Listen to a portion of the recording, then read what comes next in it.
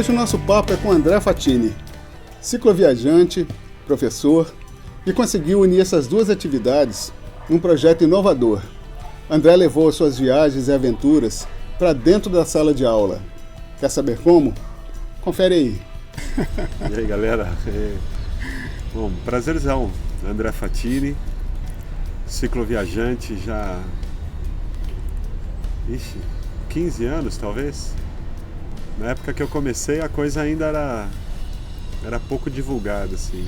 Nos últimos anos deu um boom, né? Inclusive nesse nome, ninguém nem sabia o que era cicloturismo. Era meio que aventureiro. Ainda é, né? Mas naquela época era aventureiro mesmo, né? Eu comecei com 22 anos. Eu sou professor de física aqui num cursinho de São Paulo. Aí eu peguei as férias de verão, montei a bicicleta daquele jeito, né? Como quem não tem nenhuma experiência, as coisas embaladas em saco plástico, amarrada de qualquer jeito, mas com muita força de vontade. Aí aos 22 anos eu cruzei toda a América do Sul, fui lá pro Chile. Então a sua primeira viagem foi essa? Como cicloviajante, foi essa? Foi assim, começou desse jeito. Era um grande desafio. Né? Na verdade eu fiz uma viagem para Serra do Mar, né, que aqui pertinho, desci para Peruíbe. Foi um dia de viagem. E aí quando eu tive esse projeto de ir para o Chile, um amigo me disse assim, falou, uma viagem longa é uma viagem curta vários dias. Aí ele falou, você já fez uma viagem curta? Eu imagino que você está fazendo aquilo vários dias. Aí me pareceu tão simples, né? Aí me deu a coragem que eu precisava. Aí nas férias seguintes fiz outra para Patagônia, nas outras férias Nova Zelândia. E aí os 2 meses já ficaram curtos, né? 2 meses é quando você começa a se conectar, né, com a estrada. Aí já tinha que voltar. Aí foi quando eu fiz um ano sabático pela Europa. Foi um ano de bike por lá. Pois é, esse projeto, pelo que eu já estudei um pouquinho sobre você, tinha uma parceria com as escolas. Como é que era esse projeto? A parceria com a escola que eu trabalho hoje, inclusive, com a atual escola ainda. Entre idas e vindas eu sempre acabei voltando para lá. É o colégio, o curso Etapa. E como é que era isso? Na época tinha live ou como é que funcionava? Na época, as redes sociais estavam começando a fazer um barulho forte, assim. Na época era mais o Facebook. E era uma proposta meio inovadora, assim. Um cara de bike fazendo vídeos, né, em primeira pessoa, relatando história, sobretudo história, né? A Europa, a cada esquina tem história para todo lado, né? Um pouco de história, de geografia, tentando conectar as matérias do ensino médio, ao mesmo tempo que eu filmava os lugares, contava um pouco da viagem e tentava fazer essa mistura para os alunos. Você já era professor de física ou você lecionava outra? Era professor de física. E quando você apresentou esse projeto, sendo um professor de física, isso criou algum não, porque envolveu outros professores. Legal. Então, só que o único viajante era eu. Ou seja, dei trabalho para os meus amigos. E aí eles ficavam daqui me mandando as pautas para eu fazer as coisas lá. Você dava trabalho para eles aqui e eles te davam um trabalho lá. Era mais ou menos assim. Isso durou quanto tempo essa viagem? Foi, 11 meses, mais ou menos. Mas aí tinha um fim ou você falou, chega, assim, deu para mim, como é que... A proposta era uma volta ao mundo, de 3 anos. Sendo que o primeiro ano seria a Europa. Eles toparam em fazer essa primeira fase, né, e deu super certo. Foi, assim, o recebimento dos alunos foi incrível, a galera adorou. E ficou mesmo um trabalho interessante, estava bem educativo, bem didático, ao mesmo tempo mostrava um pouco, né, do dia a dia da bike. E esse material está disponível ou está só para a escola? Tem um canal no YouTube chamado Etapa em Duas Rodas. Etapa em Duas Rodas. Mas o fato é que as outras etapas não avançaram. Então ficou essa versão da Europa, tem praticamente 60 vídeos, né, de todos os países ali que eu fui. Eu vim parar em Camden Town, um lugar onde você pode encontrar de tudo um pouco. Vamos ver. Okay, hello, my name is David. Good. All right. Hello. Bonjour. All right.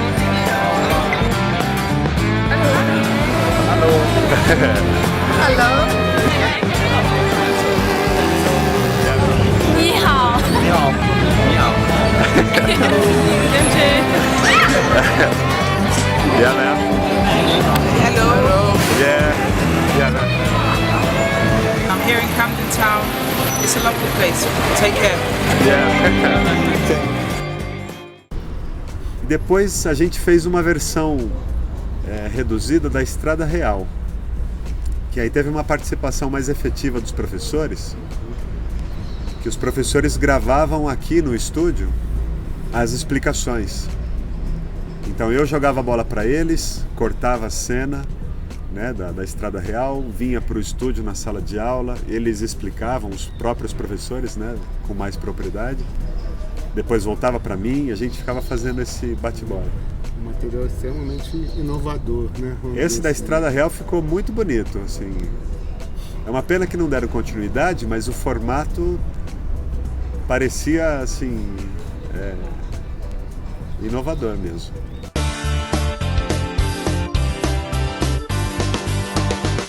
Alô, amigos! Viemos até Congonhas para prestigiar uma grande obra barroca brasileira, o Santuário de Bom Jesus. E Carlos Alberto, conta pra gente, você sabe qual foi a rocha utilizada por Aleijadinho para construir essa grande obra de arte? E dá para comentar um pouquinho mais sobre essa pedra? Olá, Guga. Você vai ver aí os 12 profetas, né? Aquelas estátuas do Aleijadinho, todas baseadas na pedra sabão. E aí a coordenação sentiu que eu fazia falta como professor, para os alunos se identificarem, né, com o professor que estava viajando. Como eu já tinha passado um ano fora, muitos alunos já tinham mudado. Sim. E aí eu era mais um cara, não era o professor deles. Sim. Aí eles pediram para eu ficar um ano aqui como professor, para enfim voltar no segundo ano do projeto. Mas aí muitas coisas aconteceram e no final eles falaram, olha, não vai dar. Se você quiser, você pede demissão e vai sozinho. Segue em frente. Se não, você fica aqui com a gente fazendo essas viagens curtinhas de 1 mês, 2 meses e a gente te apoia. Também cá pra nós, não é de todo ruim também não. Não, né? era legal. Mas eu tava com sede de... Sim. Tomou o gostinho, né? Era a hora. Eu tava molecão, tava cheio de ideia, cheio de vontade. Ia ser muito legal diluir esses 2 anos em 24 férias, né, de 1 mês. Mas eu queria imergir mesmo, imersão total na estrada.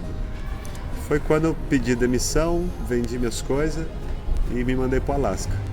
E aí foi uma viagem totalmente independente, livre, sem compromissos, né, de produzir vídeos ou de estudar. E nesse aspecto foi bem positivo, assim, porque estava 100% presente, não tinha pendências, não tinha compromisso com ninguém, com nada. Que às vezes a gente fala, eu ouço assim, questões sobre patrocínio. Nada é perfeito, né, cara? Nada é bom demais ou ruim demais, né? Tudo tem um preço. Uhum. Né? E no caso da viagem ter liberdade é um preço muito bom, né? É verdade. Você se virar, mas tem liberdade, né? E aí você veio do Alasca para São Paulo.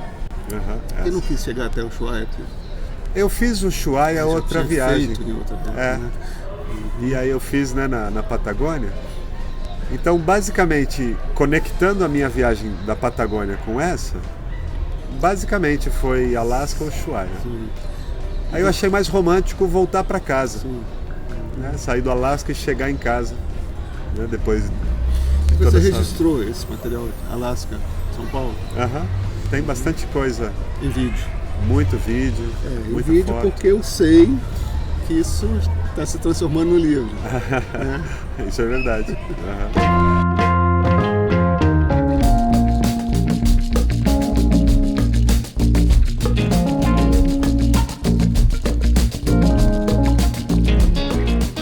Então, os vídeos, claro que ajudam a refrescar a memória dos lugares, né, das experiências, mas o ponto-chave é diário, né? Tem que ter diário de viagem, porque é lá que você relata detalhes, sentimentos, né? Assim, os pormenores da viagem, estava tudo escrito. E você escrevia todo dia? Diário acho que é exagero, talvez um semanário seria mais apropriado. Talvez nem tenha assunto em determinados dias, né? É verdade. Aham. Às vezes cansado também, eu anotava tópicos para quando chegasse num lugar tranquilo, olhava o tópico, lembrava e escrevia com calma, né? Mas assim, todos os dias estão registrados de alguma forma, né? O que aconteceu, onde eu estava e as principais ideias. Aí, o fato é que eu terminei a viagem e já estava estava cansado, para falar a verdade. E aí deixei o material guardado. Não quis nem ver foto, nem vídeo, nem nada, deixei lá. Nesse meio tempo fui morar na Espanha, passei um tempo lá, voltei para cá, e aí cheio de trabalho, nunca conseguia sentar para escrever. Foi quando estourou a pandemia, a escola fechou as portas, né? A gente gravava uma vez por semana, e aí eu tinha tempo de sobra. Aí foi o momento, tinha tempo, já estava afim, porque já tinha 5, 6 anos da viagem. E foi quando eu comecei a revirar material, ler diário, ver foto. Eu falei, e agora? Aí começou. Um ano inteiro, foi a pandemia toda, escrevendo e traduzindo os textos, né? Digitalizando. E aí, depois de muito esforço, consegui. Terminei minha parte, assim. Pus no papel, pus no arquivo, vai? Você escreveu uma curiosidade, você escrevia à mão mesmo, você tinha um caderno, como é que era? No diário de viagem à mão. Eu me dei melhor, assim, nesse... Muitos viajantes fazem no próprio tablet, mas para mim funcionava mais à mão, até mesmo ficava mais personalizado ali, fazia as caretinhas. Não depende de tecnologia. Se acabar a bateria, tá lá. E você vai usar esse texto original no livro? Ou isso é um segredo? Assim, eu digo alguma coisa, alguma ilustração, você falou das caretinhas, aí você vai chegar. Eu não... Agora tem um pessoal da arte que está na mão deles, assim, tanto os diários manuscritos quanto as fotos, e eles estão fazendo uma montagem. Sim. Mas eu não peguei nenhuma passagem assim direta do diário para o livro, mas nenhum recorte. Você desenha também, não? Não, assim, mais de brincadeira, mas... Sim. E tem previsão de saída do livro? Olha, começo do segundo semestre é uma previsão bem otimista. Eu suponho que em setembro já vai estar tudo pronto para a gente começar o financiamento coletivo. E se tudo der certo, o começo de outubro está na mão de todo mundo. Legal. E você já tem um prazo para divulgar o nome do livro? tá quase nessa parte já. Já estamos quase falando do nome, já vou divulgar a capa. Tá tudo, de repente, assim, as coisas começaram a caminhar de um jeito muito mágico, assim. Conheci um camarada, o Israel Kaufman. Sim. Ele escreveu o livro Machalá. E aí eu comprei o livro dele. Quando eu fui conhecê-lo, a gente começou a conversar, falei que estava fazendo meu livro. E ele falou, pô, vamos sentar, eu acho que eu posso te ajudar com algumas ideias. E pô, ele acabou de trilhar o caminho, né? Então ele está me dando toda a letra, me apresentou toda a equipe que trabalhou com ele, que agora está comigo, que era o que estava faltando, né? tá faltando um editor, um revisor, um diagramador. E agora parece que vai ser tá mais rápido do que eu imaginava. Bom, que uma coisa é você registrar a história, outra coisa é você divulgar essa história de maneira... E outra, o professor de física, né? Que desafio, né? De que desafio? Nossa, é difícil escrever assim, de uma maneira atraente, sedutora. Fiz o meu melhor, sem dúvida que fiz. E você já leu o texto? Li o texto editado, que tá muito legal. Parece outra história. Mas tá fiel, né? Tá super fiel, mas é engraçado. O cara pega, ele troca a ordem, dá um efeito. Nossa, que legal. Né? Essas ideias assim que nunca ia passar na minha cabeça. Eu acho que tem a ver com a própria didática, né? Você vai ensinar a mesma coisa, mas um consegue passar aquilo claramente e o outro pode até saber, mas tem mais dificuldade para passar. E o editor também. Eu fiz o texto, o livro ficou muito grande a princípio. Ficou 400 e tantas páginas. Aí eu comecei a cortar coisa, corta. E deixei muitas informações técnicas. Geologia, história, biologia. O editor achou que eu exagerei um pouco desse lado e deixei um lado da estrada um pouco de fora. Então ele fez uma repescagem das histórias que eu tirei, tirou algumas que eu coloquei, e aí tá mais equilibrado, eu diria. Tá mais gostoso de ler. Eu sei que você tem muita história para contar e eu adoro ouvir e contar histórias, mas eu vou deixar isso para você mesmo contar nas suas redes sociais. Como é que te encontra? Ah, que legal! Bom, tô como André Fatini. O André leva acento, mas está sem acento, né? Tudo junto, direto. Fatini, T-I-N-I. E o Instagram agora virou minha rede social de divulgação. Tem alguma coisa ou outra no YouTube, na época que eu chamava o projeto de Planeta Pedal. E tem alguns vídeos da viagem, né, que ficaram bastante legais, assim, que eu tenho muito carinho. Então no YouTube, Planeta Pedal, Instagram, André Fatini. E aí agora que eu tô, todo dia eu tô ali colocando uma coisinha nova, seja novidade do livro, ou fotos e vídeos da viagem. Agora a coisa tá tudo andando junto. E projetos futuros?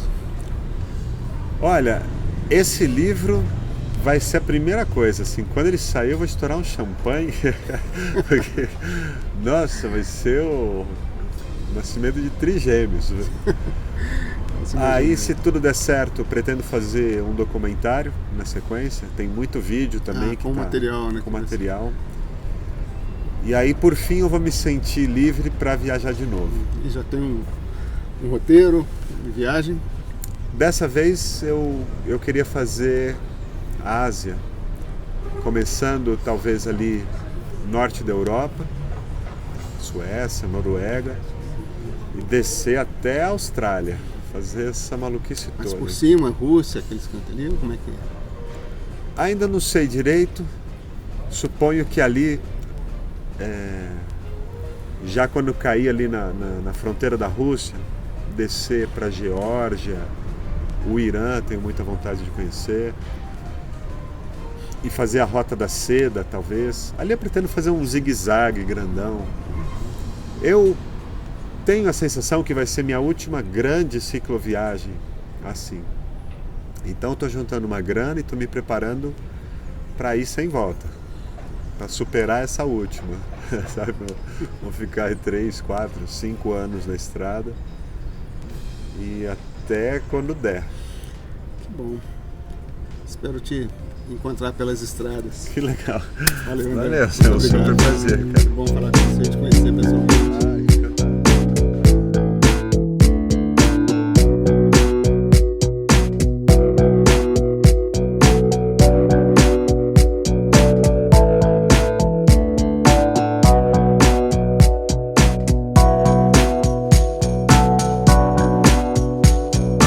Não tem jeito, meu irmão.